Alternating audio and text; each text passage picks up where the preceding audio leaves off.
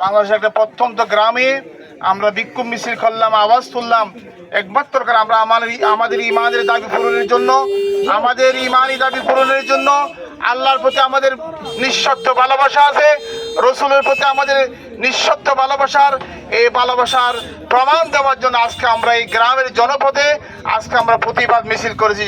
ঠিক কিনা বলো? এই ব্যানারে লেখা আছে 3টা দাবি আমরা এখানে আছে।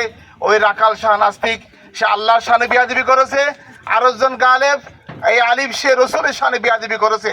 এই দুইজন বিয়াদবের সর্বোচ্চ শাস্তি আমরা বর্তমান সরকারকে দাবি করে কোনো ছল ছাত্রীর আশ্রয় না নিয়ে, সময় ক্ষেপণ না করে এই সমস্ত নাস্তিক সহ যত নাস্তিক এদেশে জন্ম নিয়েছে তাদের এই বিগত সরকারেরা তাদেরকে দৃষ্টান্তমূলক আইনি ব্যবস্থা গ্রহণ না করার কারণে কিছুদিন পর পর এরকম একজন নাস্তিক এরকম রসুলের বিরুদ্ধে কথা বলে আল্লাহ শান বেয়াদবি করে এই আমাদের শান্ত পরিবেশকে, এই দেশকে তারা গোলাটা করতে চায়, এই দেশকে এদেরকে সুন্দর শান্তিময় দেশ এই পরিবেশ নষ্ট করে তারা গোলা পালিতে মাছ শিকার করতে চায়।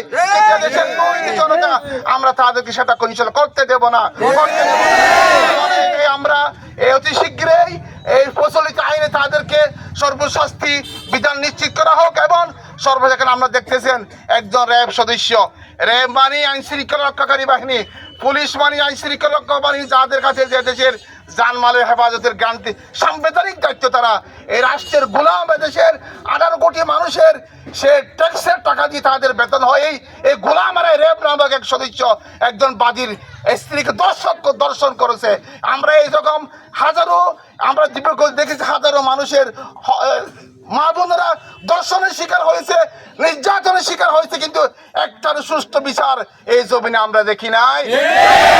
দর্শকের বিচার সে রাষ্ট্র ক্ষমতা ব্যবহার করে অবৈধ ক্ষমতাসীনদের হাতে হাত মিলিয়ে সে রেহাই পেয়েছিল, কিন্তু তৌহিদি জনতা জেগেছে, আমরা জেগেছি, এদেশের রাজপথে নেমেছে। আমাদের একটাই দাবি, যত নাস্তিক, যত মুরতাদ, যত আল্লাহর শানে যারা বেয়াদবি করবে, রসুলের সাথে বেয়াদবি করেছে, তাদেরকে আমরা এক মুহূর্তে ছাড় দিতে আমরা রাজি নই।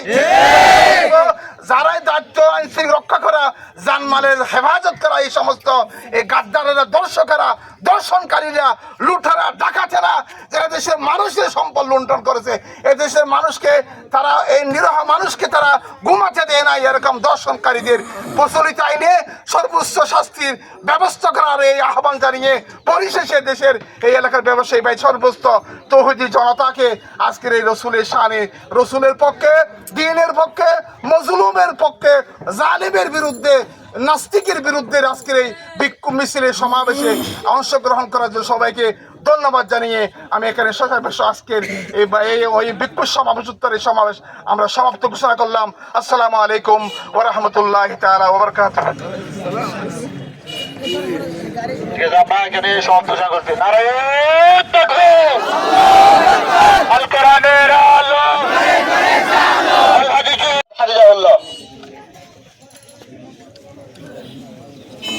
السلام عليكم ورحمة الله وبركاته.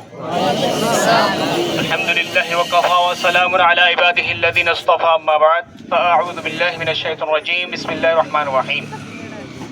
إن الذين يؤذون الله ورسوله لعنهم الله في الدنيا والآخرة. صدق الله العظيم.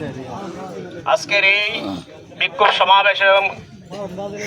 সমাবেশে উপস্থিত সম্মানিত উলামা হযরত, উপস্থিত তাওহীদি জনতা, আমাদের একটাই দাবি। কিছুক্ষণ আগে দেখলাম এই স্বঘোষিত নাস্তিক রাখাল রাহাকে তার পদ থেকে অপসারণ করা হয়েছে, কিন্তু আমরা চাই না শুধু অপসারণ করে এটাকে ধামা চাপা দেওয়ার জন্য এই সুযোগ কোনো কাজে লাগবে না। এই ধামা চাপা দেওয়ার কোনো সুযোগ নাই। আমাদের একটাই দাবি, সেটা হচ্ছে এই কুলাঙ্গারকে ফাঁসিতে ঝুলিয়ে একেবারে সর্বশেষ মৃত্যু নিশ্চিত পর্যন্ত তাকে শাস্তি দিতে হবে, এটাই আমাদের কামনা।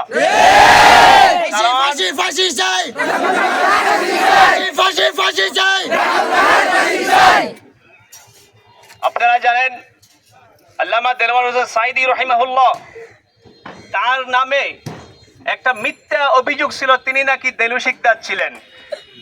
তাকে যদি দেলু শিকদার বানানো যায়, এই নাস্তিকের নাম হচ্ছে সাজেদুর রহমান, সে যে তার নাম পরিবর্তন করে এই নাস্তিকতার পর্যায়ে চলে গেছে, তাকে তো আগে এটার জন্য মৃত্যুদণ্ড দেওয়া দরকার, ঠিক কি না?